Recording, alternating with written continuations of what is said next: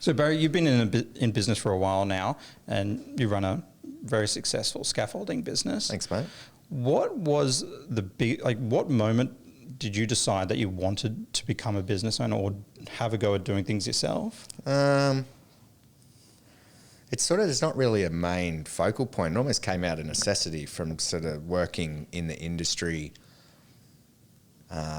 in a sales capacity, and then not really feeling like you had the creative control to sort of interact with clients the way that just felt natural. Yep. You know what I mean? You were sort of forced sales targets, KPIs, expectations. And so with that sort of comes that that drive, that sort of not in a direction where you may not necessarily want to go yourself. So I just sort of felt like there was a little bit more to the interactions that I was having with the clients that I was building through my experience as a sales rep. And just those times where you wanted to stay on site a little bit longer because a conversation was in the middle of something, and then it was like, oh, your phone rang and you knew you had an obligation to sort of go elsewhere and do other things. Yeah, it was probably those interactions that sort of led to my understanding of what sort of helped us in that relationship aspect. Really wanting to drill down and capture a bit more of those experiences just personally for myself, because I was finding so much value out of interacting with different people. Didn't have a massive sort of friend group as such. So it was good. I was sort of seeing those opportunities as a way to be able to make new friends. So it was almost like a cheat code of working, like having a bit of fun while you're doing it. You kind of touched on there already with one of the things that when we first met, something that really stood out to me was how big the relationship focus is for you in business. And you mentioned that was one of the reasons why you wanted to stop where you were going. What were those things that what does relationships in business actually look like to you? Like when you started your own business, what were the things that you were like, these are non-negotiables, this is how I'm going to do things? I don't think they were ever really fleshed out. Do you know what I mean? I think they sort of naturally happened because I was finding the relationship with myself first.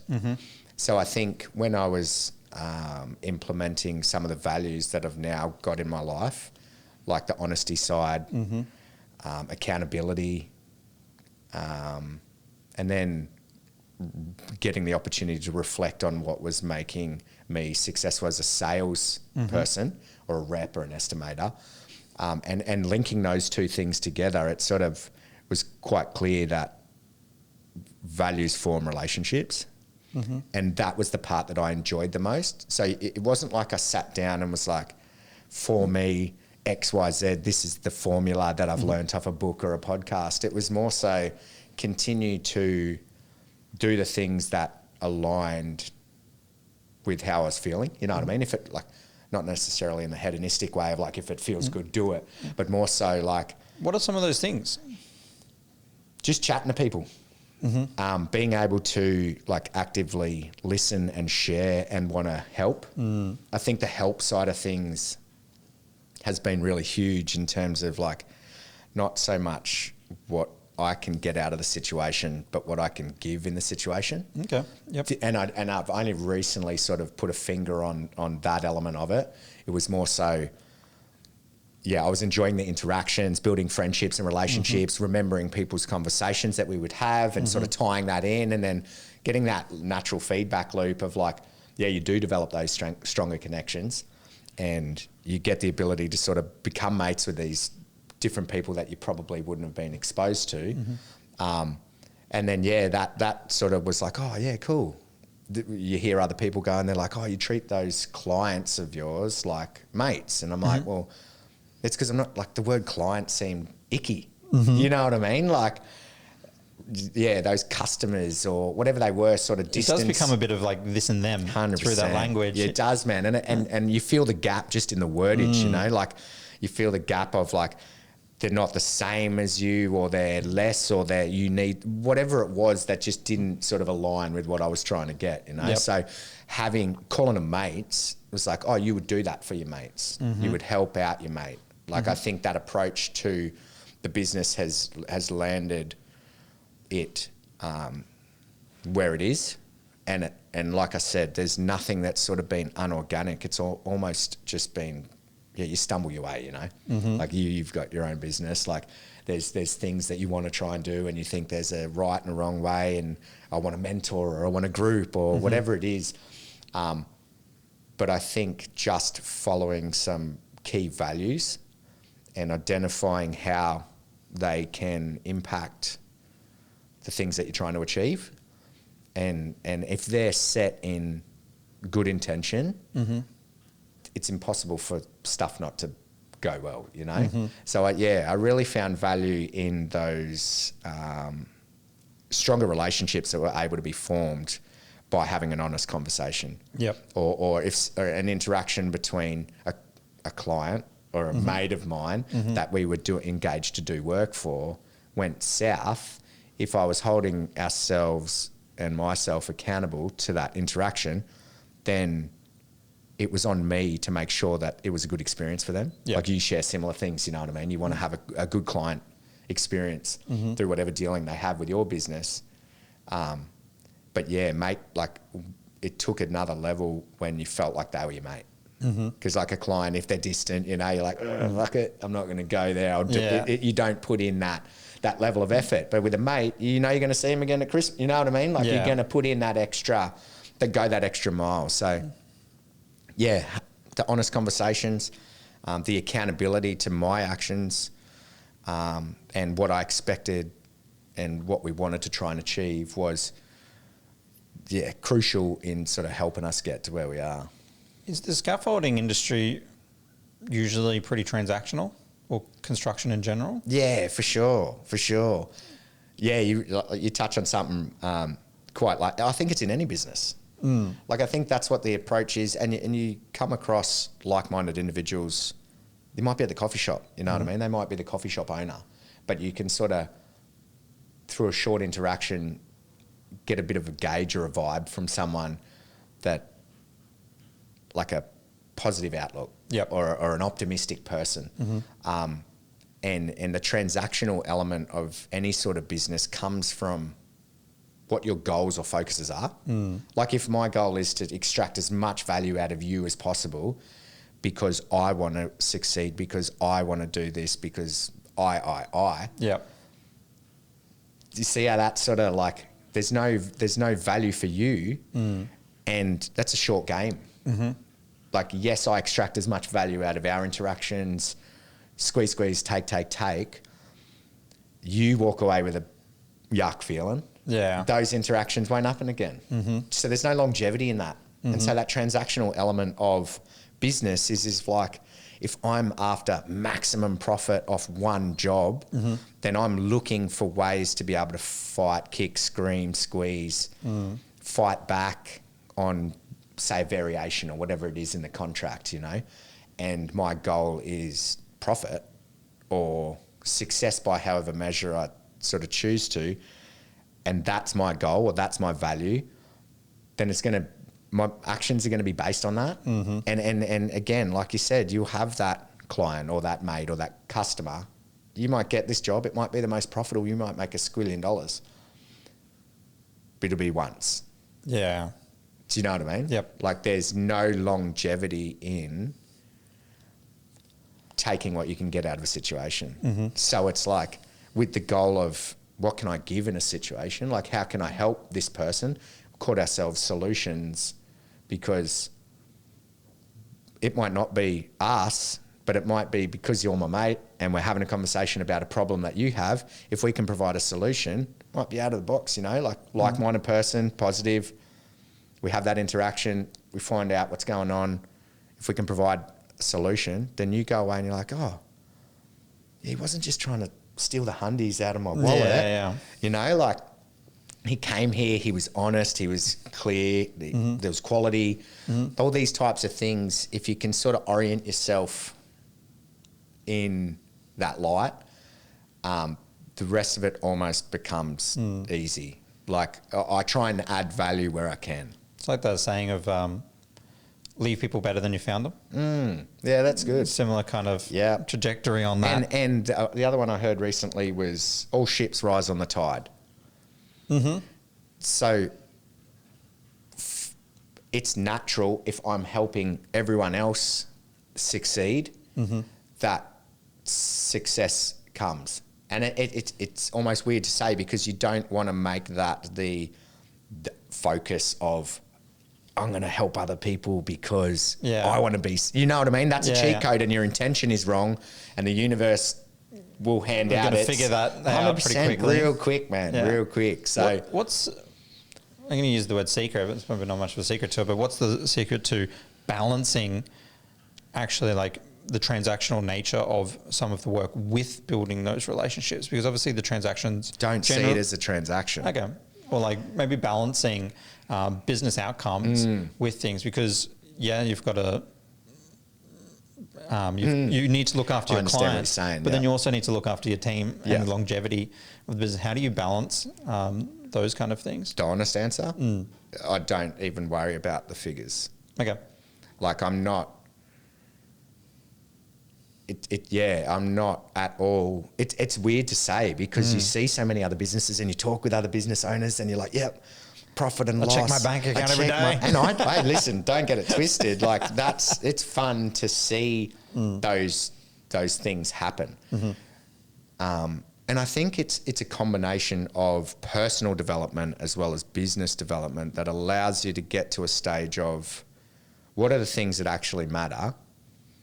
And if in your, like, I don't see them being different. I see them being connected. And by that, I mean like your personal life and there's no real wall, you know what I mean? There's no Flynn that does this and then a different version of Flynn that does that. It's the same person carrying on all the way through.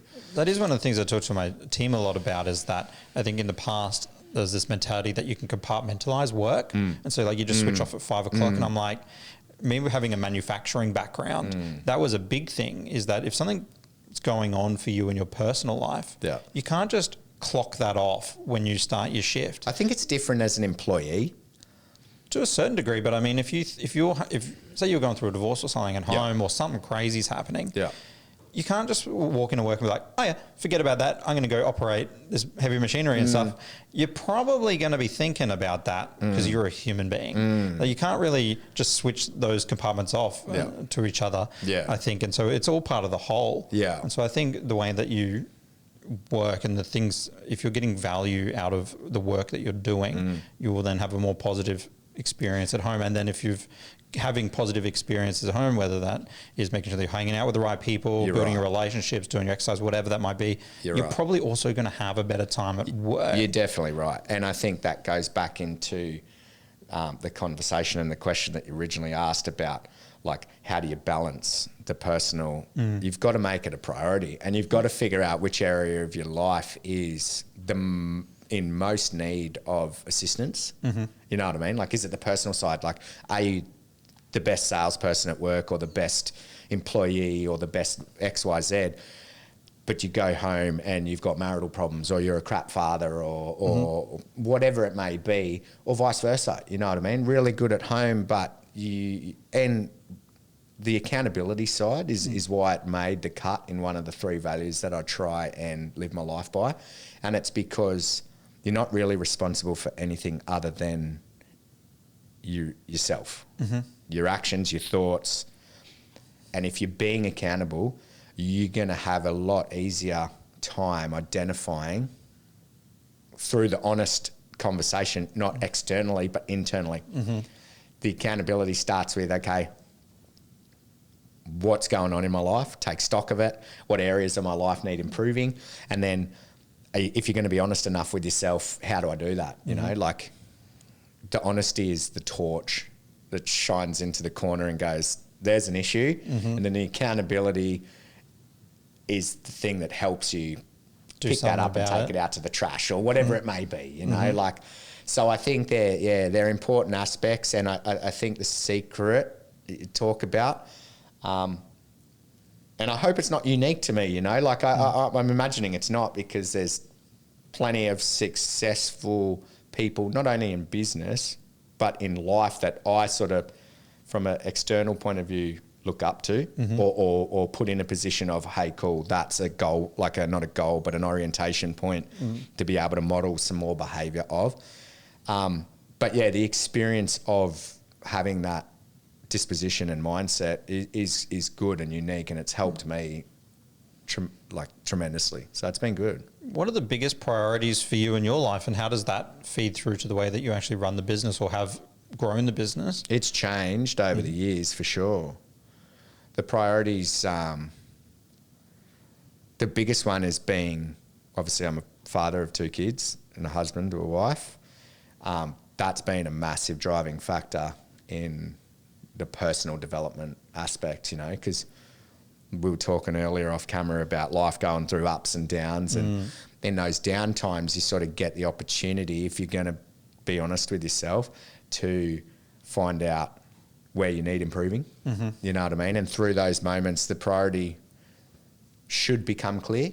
Yep. And they either will or they won't, or you're going to experience those experiences time and time again until you realise it. And I think that's what the beauty of life is, you know. You have these moments and these challenges where you're like, okay, you can touch the hot plate. If you forget about how hot the hot plate was and you touch it again, you're like, damn it. Eventually you'll learn. You'll learn. You'll get there. You either callous up, lose your fingers, or you'll realise when you walk past the stove, don't touch it. So yeah, the priorities for me have sort of shifted, but it's definitely been family orientated. Pay more attention, experience what I can with my kids at the age that they are, be a better husband, be a better father, and the rest sort of falls into line. Like, how does that flow into like having that as your priorities, your family, and being there for your kids? How does that flow into the decisions you make when it comes to the business and the things you do and don't do? Yeah, good question. I think because those parts of your life you're prepared to be more honest. So using that as a waypoint, like the goal of being a better dad and a better husband, gave me the ability to sort of sit down and value that relationship first with my kids and with my wife, and so use that as the formulation to how I was going to transition that into business. You know what I mean? The rest, the business side, because it was less like all your heart is in with your kids and your wife. You know what I mean? So to have, when you're so passionate about something, you're going to apply more intention, more effort towards it. So being able to bring those types of decisions and that mindset to the business and how that operates is real similar. You know what I mean? Treat your employees and the people that you interact with as if they were your family. Like the guys that work for our company are like my kids. You know what I mean? Not half of them are older than me. Physically, that's not possible. But something I find really interesting is that when you hear some people say those exact same words as a negative, but the way that you've said it is it's a positive. Half empty, half full. Accountability gives you the ability to be able to take stock of whether or not you're going to look at. There's always 2 choices of thought. Do you know what I mean? That half empty, half full seems so cliche, but for me it's a quick lot, you know how it's a quick marker for me to be able to go, which side of the coin is my brain and my perspective on this particular subject? You know what I mean? Am I in the negative zone or am I on the positive side of the coin? Because there's 2 choices on everything. You can take stock yourself and the situations that you get yourself into and the thoughts during the day and whatever, and maybe this will be a seed next time something happens when you find yourself on the negative side of being able to go, take stock and go, why am I thinking about it that way? You know, the difference to I don't is I do, you know, like if I don't like something, what do you like about the situation, you know? So being able to just concentrate, sounds woo-woo, positive thoughts, positive intentions.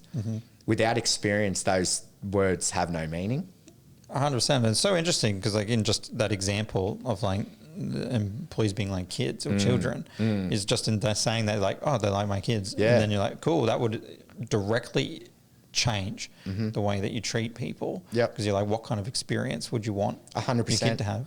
And so it dives into, like, with that feeling of, like, if it was a negative connotation that I was putting towards the employees of the business, like, oh, they're my kids. You know what I mean? Like, what relationship do you then have with your kids? Like, if it's like that, oh, they're a drag, they're a burden, they're a whatever, and you take that approach to the employees of, oh, I had to tell them that time and time again. Like, how many times were we told things before we got it? Like, I'm almost 40. Like, I still continue to do dumb, you know what I mean, stuff. So, but if I was to kick myself in the ass every time I did something wrong, I'd be you know what I mean? I wouldn't be able to sit down. Yeah. So like, if I've got a good relationship with my kids, and then I put value on my employees as I see them as my responsibility to provide an environment and a culture for them to feel safe, whether or not that's in whatever context you want it to be, physically, mentally, emotionally, or it's like, oh, they're my kids, I've got to tell them to do it. It's impacting my experience during the day. So, like, if I'm going to work worrying about, oh, I've got to punish, whatever, teach, whatever, and it's a drag to me, that directly impacts, I'm then going to, oh, this is crap, that's half empty. So that mindset again. So if I go in there like, hey, listen, like, the employees are, or the people that work for us, it's again, these names and the labels, for me, they're weird. They're really weird. Like, they're my mates. Yep. The guys that got a lot of mates. Yeah. Mate, why not? We're in Australia, mate's the sickest word ever. And I think you probably touched on that when we were doing the brand story, you know, like, I don't like, not that I don't like, because it's I strong. think you understand the power that comes from words. Yeah, for sure. Because I to give you some honest reasons why, is because in my younger years, I used them in the wrong way. So I was very deceptive, self-serving. And so I've seen both sides of the coin. I've been very exploitive before. So I know that that's an element of my life that you've got to experience the bad those challenges in your life and those bad times or whatever. Like I said, the 50-50 side of the coin, the bad side is that happened to me, someone did it, that was crap. The good side is you've got to experience what you don't want to figure out what you do want. Creates contrast. 100%. And that's the beauty of life, you know? Like, that's the opposite side. So instead of thinking of a situation as all negative, there is an element of it. And sometimes it's 20/20 because you need distance from that experience to be able to go, oh, that's where the good was. Because while you're in it, sometimes it's really hard. I can't remember who it was. It might have been Chris Williamson or someone, quoting someone else or whatever. I was saying that, like, the unfortunate thing about life is our time works forward, but everything makes sense in hindsight. And so it's just the nature of our life. Nothing makes sense in advance until later. Yeah, it does. It does. And I think that's why it's important to have moments of reflection too. You know what I mean? To be able to, in order to go forward, you sometimes have to look backwards to be able to go, okay, sweet. What lessons can I learn from it to not get the calluses on my fingers from touching the oven again? And usually it's through life's ability to be able to go and smack that same thing. Yeah. That is the lesson that Flynn or Barry needs to learn. Yep. Back at you. You don't often, and you have to be super way more enlightened down the path than I am, but you don't often get the opportunity to do that unless you're intending to sit down and reflect, you know, without something happening in your life that's going to force you to take stock of it. What's the lesson that you kept getting smacked with? Too many. Dude. Yeah. There's a few gigabytes of data for sure. Let me narrow the scope for you. Mate, maybe in the last 12 months. So you've had exponential growth in the business and also in yourself, even talking to you last year to this year. I keep seeing compounding personal growth. What's been the biggest thing that you've learned over the last 12 months?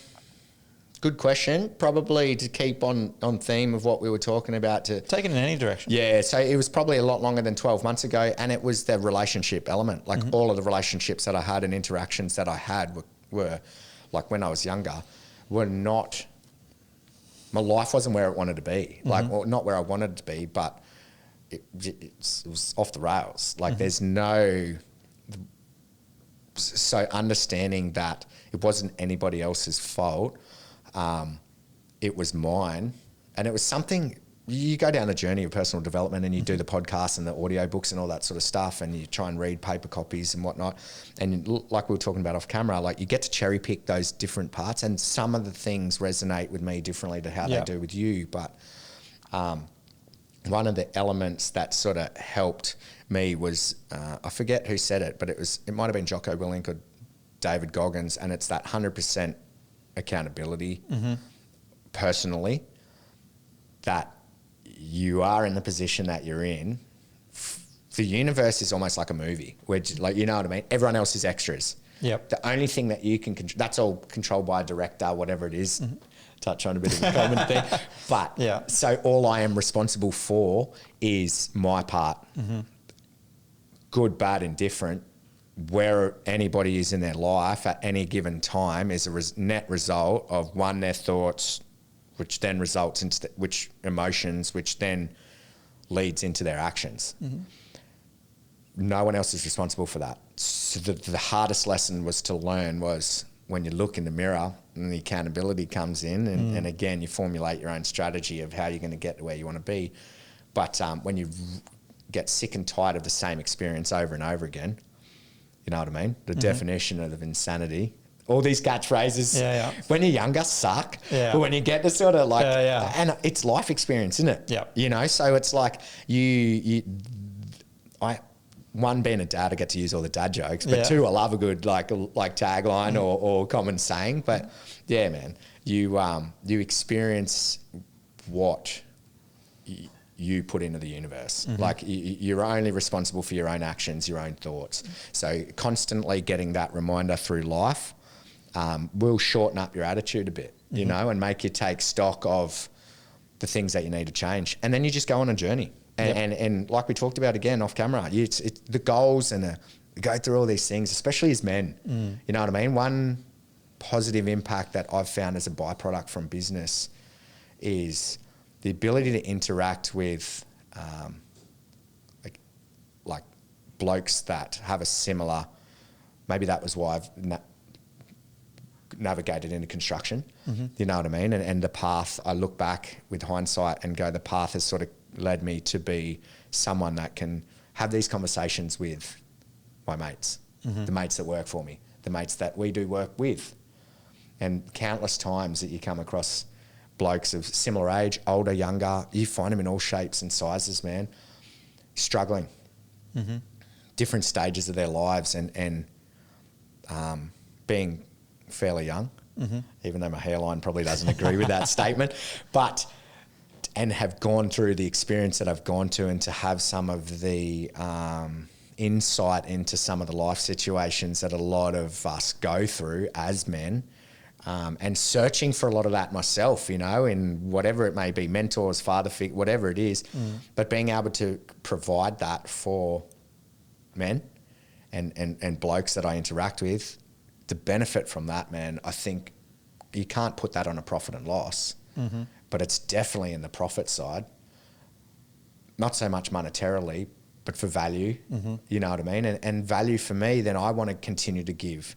And then with the giving element, it's weird how it works. It comes back. But again, not with that sneaky side of I'm going to do it because of I want to get X, Y, and Z. If it's an honest approach, for sure. For sure. I'm big on that. What are some of the things that you do? Because you mentioned there that one of the biggest learnings from your past and then to where you are now was that being 100% accountable for yourself and what you can do. What are some of the things that you do to keep yourself accountable?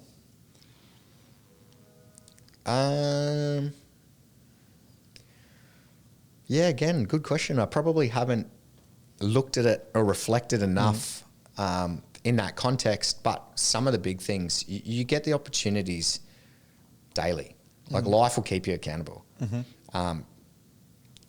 Probably sitting back and reflecting on things, or when you find yourself in a challenging situation, like in my life now, they're a lot few and far between because of my approach to things. Like I'm not I don't hold on to my ego side of an argument or whatever it is.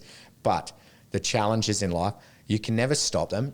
We're not going to be Buddha or Jesus or whoever it is that, like even those people went through trials and tribulations. All of the powerful people that we sort of look back on in history, like all of them throughout their lives faced turmoil. So like to wish for a life free of turmoil is, what are you going to do? Trap yourself in a shoebox and Harry Potter yourself under the stairs? You're not going to get that opportunity. Like it's just not going to be like that. And that's, again, the beauty of life. And so to take stock of those moments and those opportunities, wander through your life with the curiosity and expectation of good things happening.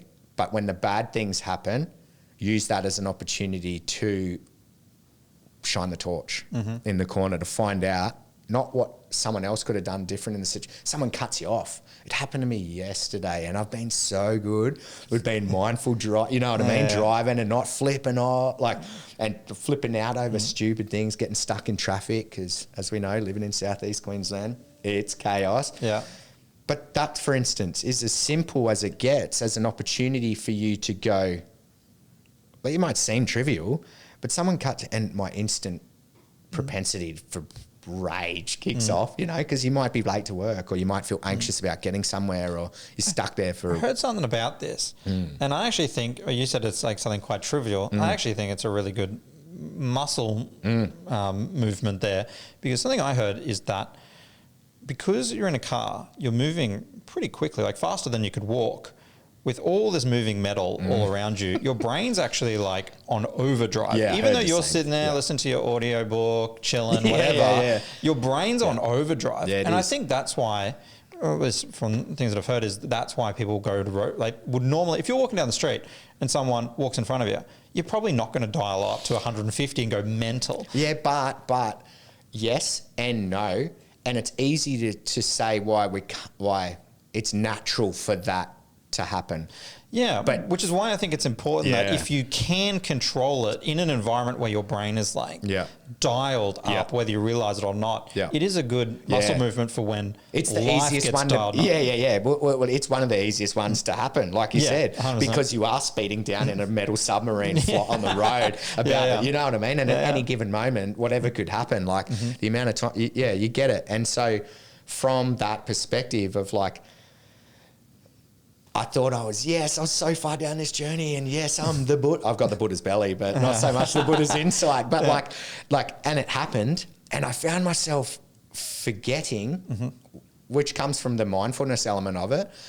And it happened, whatever, I forget what it was, cut off, and my instant reaction, I got the swear word half out. Yep. You know what I mean? And the fight or flight feeling was halfway there. And that was too much for me, you know what I mean? Like that was that's not who you want to be. No, that's right. So it was a good opportunity then it happened. You can either spend the next 2 hours beating yourself up about it, or you can go, what is this opportunity teaching me? Yeah, you're not perfect, but it's going to happen. Now it's up to me to control where my mind and thoughts and emotions go from there. So like I can spend the next 10 minutes beating myself up about almost saying the F word. Yep. Or I can go, let that go. Here's the lesson. Here's the time to be accountable. So it sounds like a big part of the accountability piece for you is actually reflection. Yeah. And putting the time into reflection. But shortening the gap between when you do that. Okay. Like it's all well and good to say, reflection, I'm going to do that the next morning. And so this morning I have but I'm not going to reflect on that until tomorrow, because you're missing the opportunities that are provided to you in the moment. So it's like, shortening that feedback loop. Shortening the feedback loop. And that's what I think, like the feedback loop, like we're here for a split second. You know, you might get 20 years, you might get 100 years. The feedback loop and shortening that has been my goal, has been, really important in, and your life's experiences, I feel, are based on how long you let that feedback loop go.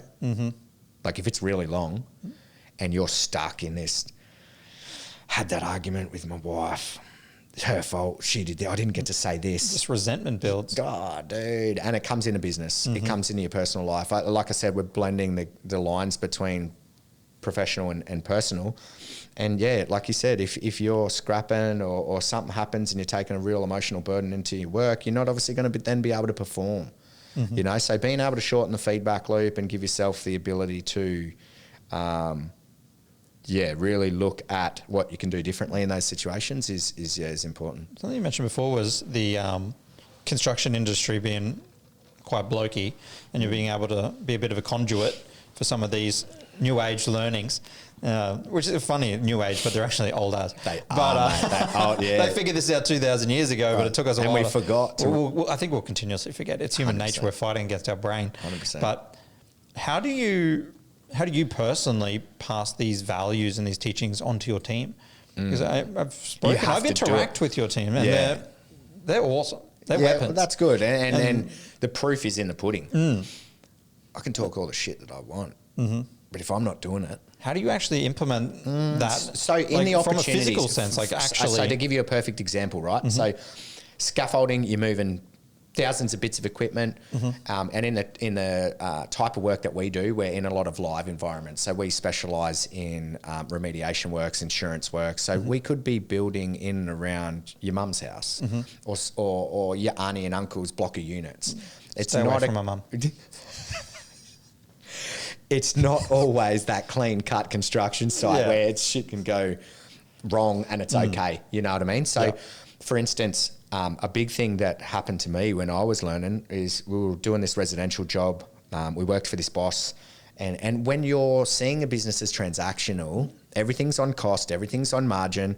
And so one day I was lugging, which is carrying, this is a scaffolding word for carrying, scaffolding components out to the back of the job. We were setting up the base of the scaffold. So you'd lean it up against the frames of the house, but the windows were in. So learning, had no idea where you can and can't lean things, the angle, it's all different tips and tricks. Leant it up against a wall. I left.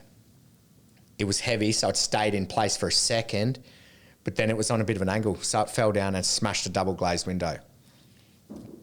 Boss lost the plot. You know what I mean? Like that, it might only be a $600 profit job for him, and that's gone. You know, so transactional based approach is he's on money. He's stressed. He's worried. Comes around, flips out at me. I have a crap experience. He has a crap experience. The client has a crap experience. And from that point, I'm like, I don't want to feel like that again. One as him, or as me, or as, you know what I mean, whoever was involved in the situation. So cut a long story short, when that happens in our team, I encourage them, tell me. There's nothing that's unfixable. You know what I mean? Unless you're intentionally running around and trying to harm people. There's a difference between an honest mistake and an intention decision that you've made. But a lot of us, and especially of our generation, were, no matter what, you were getting smacked. Oh yeah, you know what I mean? Like if me and you were brothers and you did something wrong and I ran to dad and told him that, I'm like, Flynn did this, Flynn did that. Bro, I was copping it for dobbing. You were copping it for doing something wrong. Like dad didn't know who was responsible, so everyone was getting whacked. Do you know what I mean? And that's where I feel a lot of me personally came from, was that punishment element of you want to delay that result. You know what I mean? You tell the truth or a lie, whatever happens, like if I told the truth and I got smacked as well, that's not an incentive to tell the truth. So the big part of that in real life is, yes, it may cost me $1,500 to whatever it is, monetary, that could have blown the whole profit on the job. But the learning experience is you're not dead. They're not dead. Super grateful, super lucky to be even have the ability to do whatever we're doing. But in that situation, I say to them, listen, tell us, because if say it's the roof and we're stripping the scaffold and we smash the roof panel, if I don't tell you and we strip it and we demob from site, it costs the builder and us so much more time and effort and money to get back up there than what it did is if it happens, boom, hey, listen, man, I've just smashed the roof. Tell the builder, because the amount of times that they've had experiences where no one's told them, scaffolds demob, they've slinked off site, they've come back around and 8 meters in the sky, there's a problem for them to fix. And they're like, it was it. You can't hide it. Like there's direct evidence that it was a particular trade. So with that experience, it's the best learning curve, you know? And so when the guys have done it now, and believe me, we've wrecked a lot of stuff. a lot of money, you know. So it, from a business point and a profit and loss point of view, if I'm looking at it transactionally, yeah, that sucks. That's not good. But what has been better is telling the guys, bro, it doesn't matter. It is what it is. Yes, it sucks. And if it's that much money, I'll start docking your pay. But creating that environment where the honesty comes first. And you can't punish that. It's like if your kid comes to you and tells you something that they've done that's wrong, yes, if you punish it, you're just going to create and repeat the same cycle. So like through experience gives you insight. And so my experience personally led me to be able to go, okay, cool, accidents happen. They're not, yes, there is some people that you could allocate X amount of blame to and not, you know what I mean?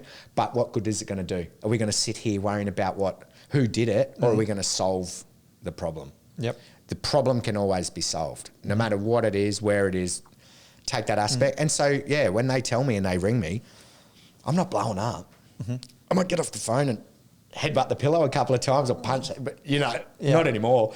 But showing them and giving them the actionable reaction. So like, yeah, they've come to me and told me that something's messed up, they've broken something, whatever. If I tell them how much of an idiot they are, how much money they're going to cost me and blah, blah, blah, they're not going to do that again. So when they come and they're like, hey man, we smashed something, going, yeah, sweet, tell the builder, let's figure it out. The builder's like, bro, these are a bunch of legends. Like we build up the scaffold back again. He gets the opportunity to fix it. The amount of times that it's saved us actually having to pay for the damage. Do you know what I mean? So then you get the positive side, but it's only through going through the settling down your ego, enough to go, don't blow up, find the gem, like through the chaos, you'll find it. You get to the other side, it's so much more rewarding. Strengthens the relationship with your crew, strengthens the relationship with the client. They're like, hey, listen, if we get Elite here or Wildkinds here and they do what they say they're going to do, like it's all well and good for me to promise the world, but I tell the guys, like, I'm not the one doing it. Like, you have to be the one that deliver it. And so it's no good it being IP up here. It has to be in there. And you do that through action. And it's not like day one you can put them through the orientation of what that looks like. You find the right people that fit, what's the best way to describe it? Like with your culture through personality and having conversations with them and whatever. And then, yeah, you get them to the place of understanding what you're trying to achieve through the opportunities. So when you're bringing a team on board and you're having those conversations with them at the upfront, is that what you're kind of looking for, is like what people are already kind of demonstrating a bit of those values that you find important so that then you can enhance it? Or is there something else that you look for when someone's coming on board? There's definitely a... sounds woo-woo, but there's definitely vibes to people. You can definitely count a lot of people out based on shaking their hand. Coming into the same room as them. And so, and you always know, like some people are really good at hacking the system a bit and sort of putting on this. It's called charisma. You got to be super careful of charisma when you're a business owner. For sure. And that ability to fake it. Yeah. You know what I mean? So, yeah, it's through conversations. One thing that we do as a business is before we even offer employment is get them in and give them an understanding about what the mission is. The catchphrase for the company is where relationships matter. So they're introduced to that before they're even offered the job. They're introduced to the values. And it's not even an interview process. It's me outlining, or it's our team outlining what the business is trying to achieve. And then we give you the choice to decide whether or not you want to come on board. So if you're not, that's cool, man. There's no skin off our nose. Like, yes, we may need 400 scaffolders tomorrow. But I've shortcutted that process before. None of those people still work for us because you haven't taken the time to highlight the mission or to even find people that have the same sort of values in mind. And I think that's the crucial part of success, and is finding people that hold the same intention. They might not be 100% honest. And I say to them, like, no one's ever the perfect role model, you know? But if their intention and their mindset is enough to be able to want to head in that direction. Yeah, I think it's a really good starting point for a good mate to come and work for you. Love it. Yeah.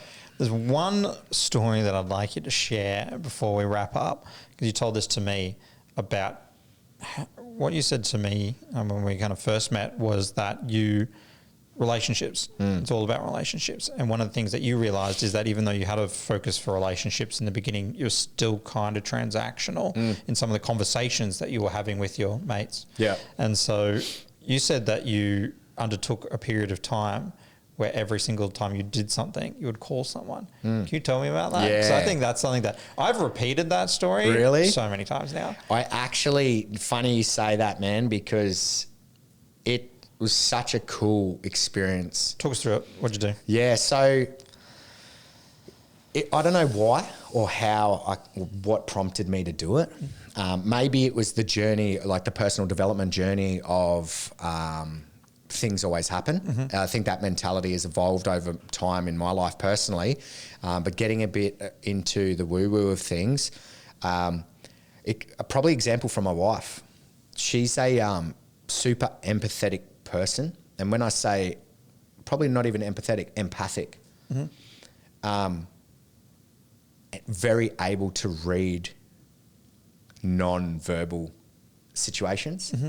And I always struggled with that in terms of like, especially when I wasn't 100% honest. Do you know what I mean? You could sort of see the skeptical, like, oh, cool, the words coming out. But the action, there's something there. And the big alignment in my life was that honesty of that's a vibe. Like it's a word, but it's also an action and it's tangible, it's energy. So yeah, it was probably on the start of that journey, but it was like understanding that things always happen. And if I was paying attention to not the good thoughts as opposed to the negative thoughts, yeah, it just came up, and it was through having the relationships as a value. But yeah, as I would drive, obviously I'd been estimating and repping for probably 6 or 7 years at that time. And it just came out of someone would pop into my head and I would instantaneously, whatever I was doing, driving, walking, whatever, pick up the phone and ring them. And the amount of synchronicity that you would get off that, like, bro, no shit, I was literally talking. You might not have spoken to him for 6 months.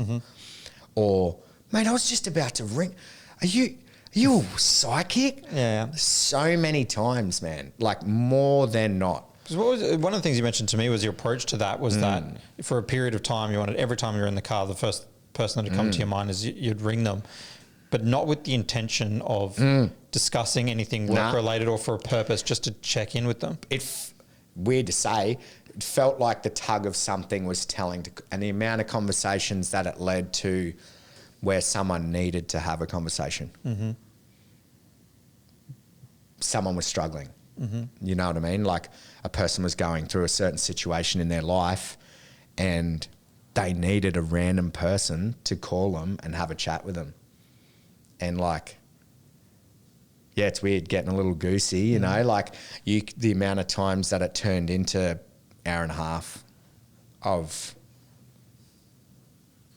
advice, chatting, and the ending of it being, bro, I really needed that. You know what I mean? It was more than $1 billion sitting in your bank. Not that I've got it, but the soul food that provided was almost inspiration to go again, because you almost chase that feeling. And it's like, it starts off almost selfish, you know what I mean? Like I felt good because of that. And that's okay. You know what I mean? There's got to be elements of your life and times of your life that you feel like that. But yeah, going through that period really highlighted to me the importance of honesty, communication. I can talk underwater with a mouthful of marbles. Obviously not when you're sticking the brand story camera in my face. I felt You did well with the interview. Oh, mate, I was sweating bullets. But yeah, taking that approach of things happen the way that they're meant to happen. Naturally being a conversational type of person and taking those opportunities to ring that person and have those chats with them was just super beneficial. And thanks for reminding me, because it's something that, you know what I mean? You take different journeys on, but and I've always sort of kept doing it, but not as intentionally and like every time. But I'll get back to that for sure. It's made its way onto my goal list. Sick. So I have a tracker there now of how many calls I've made. I'd be very interested people. to see what value it provides for you. Because, to be honest, I think the big thing that I want to get out of it is the fact that running the business and stuff, some of the stresses that come from that eclipse all. Yeah. And it's really, I found that over the last year, like I wouldn't message someone for their birthday and stuff like that because I'd just be so focused on things. Yep. And you kind of think like, is that the person you want to be? And I don't know, probably not. So I was like, okay, well, someone who likes to track things. Let me track how many conversations I can have with friends for the sole purpose of, yes, for me, I'm ticking a box to make sure that I'm doing this thing, but it always leads to a 30, 60, 90-minute conversation with someone that maybe it would have been 6 months. Needed it. Or maybe you needed it to take your focus away from, you know what I mean, and get back to some of the things that actually, because yes, a business can provide value in more ways than I could have ever imagined. But I think it's the interactions and the relationships that you form and create and learn how to manage that provide the most value. And if business gives you the opportunity to do it, so be it. But you can have those interactions whether or not you work at Macca's or Woolies or whatever, you know, like the amount of times we've checked out at Woolies and you're picking up $30. Well, that doesn't get you too much these days at Woolies, but you go through the checkout and you've just got this one person, this lady who's just a vibe, you know what I mean? And just plenty. It changes the whole experience. It 100%, man. And like, that's what I'm saying. Like they're not isolated to yoga retreats, you know, there's value and those gems everywhere. But if you're on the empty side of the coin, of the glass, you're not going to be aware enough to enjoy those. So, yeah, I think it's, you were saying the theme of this has been relationships. And I think it's fairly safe to say that with that goal in mind for me has been develop stronger relationships, firstly with myself, then with others.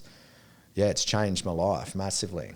And it's something I'll continue to put focus on and, let that as the waypoint dictate sort of how I choose to operate daily. Awesome, man. Thank you for coming on and sharing your wisdom with us and your experience. And it was a blast. First podcast out of the row. The first time we had it booked in, I probably... chickened out, mate. I did. I wasn't ready, man, you know? That's fair. Yeah. And if circling back to the 12-month question, that's probably a good learning within that 12 months of like, don't worry so much about things that could. Do you know what I mean? Focus on the things that are. Yeah. Like, and the conversations that we had through filming the brand story, you're one of my mates. You know what I mean? So to come and have a conversation, no dramas, man. Like to come and have a conversation with the mates and stick a camera there and a microphone in your face. We would have this on the phone anyway, you know, and I want to get back and expand the circle and it was good, man. It was super fun. It was a breeze. You've created a good environment here and you'll continue to do good things, man, for sure. Thank you. Appreciate that. Sick. See you on the next one. Yeah.